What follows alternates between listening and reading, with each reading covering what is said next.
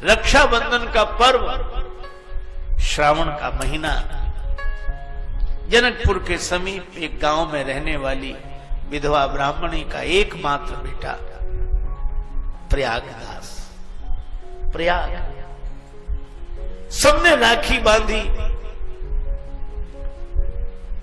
बहनों ने अपने अपने भाइयों के हाथ में राखी बांधी। प्रयाग को किसी ने राखी नहीं बांधी। सभी होते हैं रिश्तेदार, जबकि जर पास होता है और बिगड़ जाता गरीबी में जो रिश्ता खास होता है। प्रयागदास रोते हुए आए, मां मुझे किसी ने राखी नहीं बांधी। मां ने आंखों में आंसू भरकर कहा कि बेटा तुम्हारे कोई बहन नहीं है, बहन होती तो तुम्हें राखी बांधती। मेरे कोई बहन नहीं है। अब नन्हा सा बालक, 9 वर्ष का बालक, वो कहे कि जब सबके हाथ पांव नाक कान है तो मेरे हाथ पांव नाक कान है, और जब सबके बहन है तो मेरे बहन क्यों नहीं है। मां कैसे समझाती। और बालक रोए। अंत में मां ने कहा कि बेटा तुम्हारी भी बहन है, पर वो यहां नहीं है, अभी अपनी ससुराल में है। मेरी बहन का नाम क्या है। मां कहती बेटा तुम्हारी बहन का नाम सीता है। उनकी ससुराल कहां। अयोध्या है। मैं जाऊंगा। मां बोली अभी नहीं, तू और बड़ा हो जा, फिर मैं ले चलूंगी तुझे। लेकिन बालक के मन में यह भाव, मेरी बहन, और मां ने केवल जनकपुर के नाते कह दिया। जानकी जी की कृपा से ऐसे मेहमान मिले, और जानकी जी हमें मिली जनकपुर की कृपा से। इसीलिए मां ने भी कहा कि तुम्हारी बहन जानकी जी हैं, अयोध्यापुरी ससुराल है उनकी, वहीं है। बालक कहे मैं तो जाऊंगा। मां कहे कि बड़ा हो जा, मैं ले चलूंगी। बालक मौन हो गया, पर मन छटपटाता रहा। रात्रि को मां के साथ सोया, नींद नहीं आई, आंख बंद किए पड़ा रहा। आज सवेरे 4 बजे ही जग गया। थोड़ी नींद लगी फिर जाग जाए, नींद लगे फिर जाग जाए, सवेरे के 4 बज गए।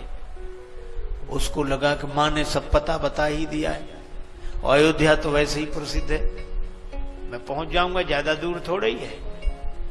बहन से राखी बंधवा के लौटाऊंगा शाम तक। लेकिन बहन को कुछ देना तो पड़ेगा।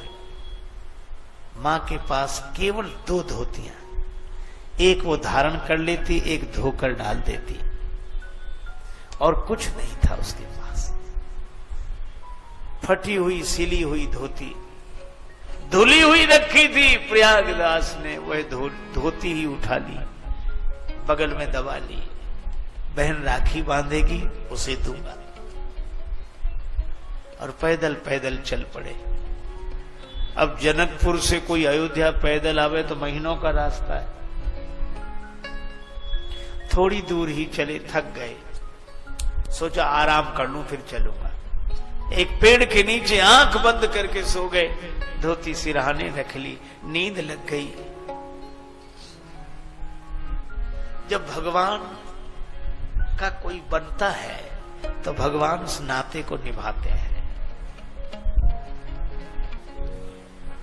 भगवान बोले जे तो चले विनीत तू जगतज मेरी ओर।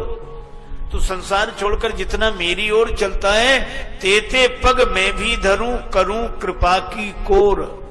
उतने चरण मैं भी रखता हूं। भगवान जितना मैं चलूंगा उतने ही चरण आप रखेंगे तो कल्याण कैसे होगा। नहीं नहीं, चिंता की बात नहीं। एक चरण तेरो परे मम हित चित पे छूछ, और मेरो चरण बढ़ाई वो राजा बलि से पूछ। मैं जब चरण बढ़ाता हूं तो राजा बलि से पूछो। प्रयागदास सो गए। वृक्ष के नीचे आंख लग गई थी। नाम ना भूल जाऊं, सीता। सीता, अच्छा बहन का नाम सीता, बहनों का नाम राम। सीताराम सीताराम सीताराम। सो गए। आश्चर्य, सोए थे वृक्ष के नीचे, और जब जागे तो सरजू किनारे वृक्ष जो उठे, भैया ये तो नदी है और ये नगर है, ये नदी कौन सी? लोगों ने बताया सरयू नदी है और ये अयोध्या नगरी है। प्रयागदास ताली बजाकर बोलो आ गए। वही मां से मैंने कहा था ज्यादा दूर थोड़ा ही है, अभी पहुंच जाएंगे। अब सवेरे निकले थे 9-10 बजे तो अयोध्या पहुंच गए। अब सबसे पूछे, जो भी मिलता उसी से पूछते, भैया हमारी बहन सीता का मकान कहाँ है?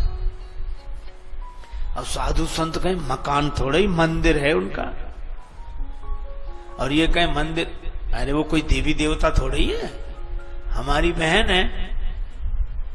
राखी बांधने नहीं आई तो हम आ गए, मकान बताओ। महात्मा कहें मकान, अरे बहनोई का नाम राम है। हाँ वही तो हम कह रहे हैं, उनका मंदिर है कनक भवन, सीताराम जी का मंदिर। किसी को प्रभु मिलते हैं वन में, किसी को मिलते अपने मन में, और जिसको जहां मिले सो जाने अपने तो प्रभु कनक भवन में। वो कहे कनक भवन में होंगे तो ठीक रहेगा, हमारे बहन बहनों ही अलग हैं, उनका मकान है, हमें पता नहीं। कुछ लोग कहते पागल है, पर इन्हीं बिगड़े दिमागों में भरे अमृत के लच्छे हैं, इन्हें पागल ही रहने दो, ये पागल ही अच्छे हैं। किसी ने कोई पता नहीं किया। अब तो ये सोचने लगे मां ने इसीलिए मना किया था तो मत जाओ, इसीलिए मना किया था। बताओ, वो ऐसे राजा हैं, उनके डर से सब ऐसे ही घूमते हैं। अब संत तो त्यागी, कपड़े भी नहीं पहनते, चुपचाप रहते हैं, थोड़ा बोलते हैं। मैं मकान पूछता हूं, मंदिर बताते हैं। शाम हो गई, पूछते पूछते भूख भी लग रही थी, चलो लौट जाएंगे, सवेरा होते ही लौट जाएंगे। वशिष्ठ कुंड के पास एक नीम वृक्ष के नीचे आंख बंद हुई, सो गए। अर्धरात्रि के समय में अचानक प्रकाश हुआ, आंख चौंधिया गई। आंख खुली तो देखा एक हाथी झूमते हुए आ रहा है, झूमता आवे, और हाथी पर विराजमान भगवान श्री सीताराम जी, श्री सीताराम, और उस हनुमान जी के महावत, उस हाथी के महावत श्री हनुमान जी। सेवक पीछे पीछे आ रहे हैं। इसने जो दृश्य देखा तो चौंका। हाथी को देखकर समझ गया, नाराज हो गए, इसलिए सोचते हैं रात में ही हाथी से कुचलवा दो इसे।